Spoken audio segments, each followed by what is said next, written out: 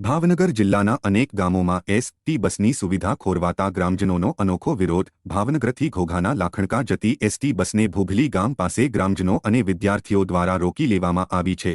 ગ્રામજનોની માંગ છે કે એસ.ટી બસ તરફથી કોઈ સુવિધા મળતી નથી, જેના કારણે વિદ્યાર્થીઓને સ્કૂલ પર જવા આવવા માટે મોડી રાત સુધી રજળપાટ કરવો પડે છે।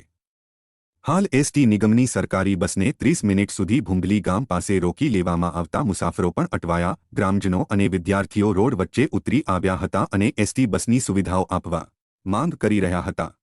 ઉશ્કેરાને એટલે જ આવ્યો આ હું ચડ્યો નથી, પૂરી ગયો બધા ત્યાંથી ડ્રાઈવર અંદરથી બોલે બેઠા બેઠા ડ્રાઈવરને મેં કીધું, બીજા કોઈ નથી કીધું। હા કંડક્ટર ને બોલ્યો